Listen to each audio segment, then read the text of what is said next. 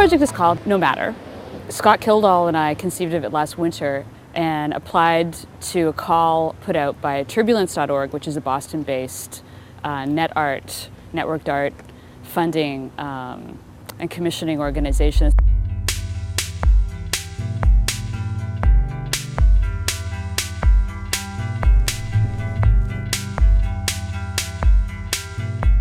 I think we're both interested in talking about the Second Life economy and how that real world and virtual items are being bought and sold, created, and how that seems to be sort of a larger trend.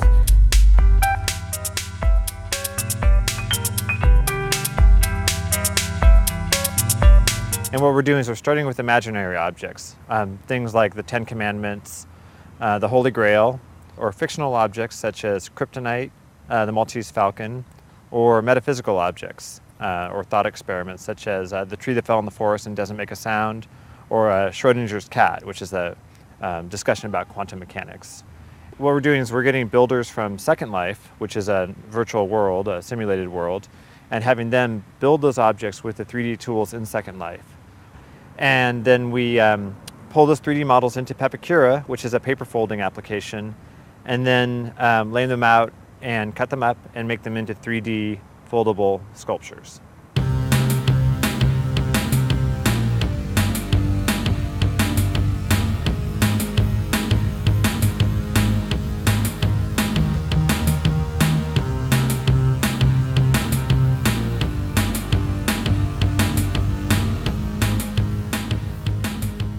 This is Excalibur, that is from the King Arthur, his Round Table legend. And I guess the legend goes that King Arthur was the one destined to pull the sword out of the stone. You know, what happens is when we get the models out of Second Life, and once we correct them, there's still a lot of variances in the actual paper results. So we print them out on these low quality gray paper stock. Just we go out to Kinko's and print them out there. This way we can run a bunch of tests for really cheap, and then what we end up getting is these sort of kind of, you know, flaccid gray paper models, but what they show us is how the folds work and whether or not it's going to be an object that has structural integrity in the end.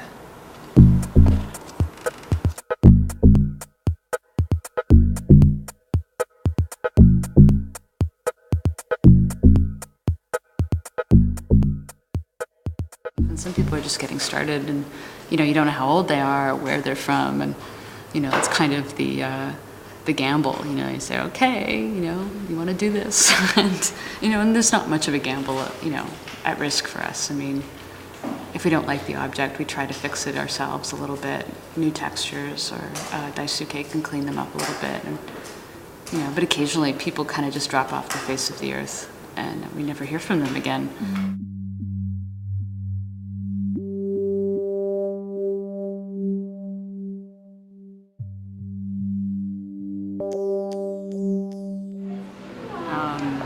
Oh, this is the sled. Yeah. Oh. This is Rosebud. Really? Yeah. Oh, wow. You recognize awesome. this? Yeah, I do. What are those small pieces? Oh, those are the sort of the spacers between the runners. Oh, yeah. See, that folds in half. For this project that I get models from Scott and Victoria straight from Second Life. And then I take those models into Maya, which is the 3D program I use. And then I clean them up and I make textures and send them back to Scott and Victoria, who finalize those paper models. We have an idea about what it should look like, and then we give it to you. It has to be kind of reinterpreted to work as a 3D model. Right. And then it comes to me, and then I have to figure out how to reinterpret it for, as a puzzle, and then we have to reinterpret it as a 3D object again.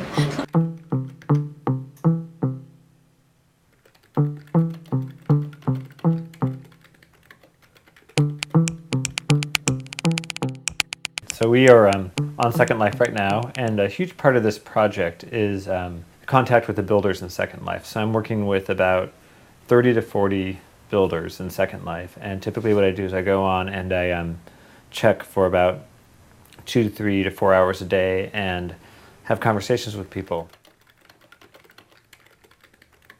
This is what I call the showroom, and this is where we store the imaginary objects before they're actually finished. There's a ray gun over there on the right, the portrait of Dorian Gray, and a perpetual motion machine.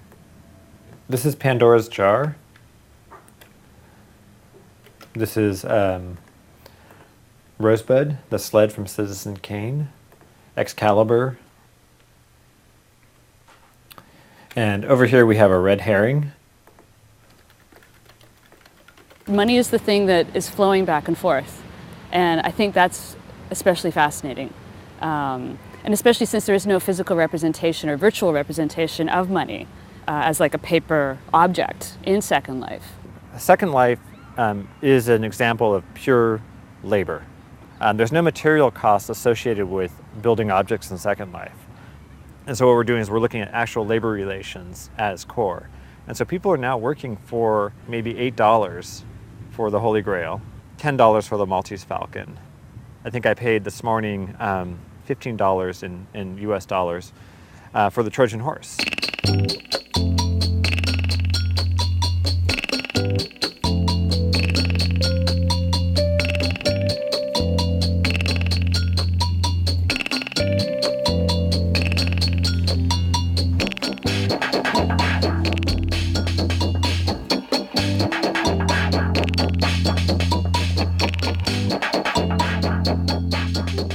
One reason why I like to come to work every day to Electric Works is the collaborative aspect of this. And that's one reason why this project has been so much fun, is that we've had several meetings so far, and every meeting the project has, if you'll forgive me, has unfolded in a new way. It seems like it's working pretty, I mean, they seem like they're folding nicely. And I mean, they're kind of hysterical. Like, I mean, they're really funny.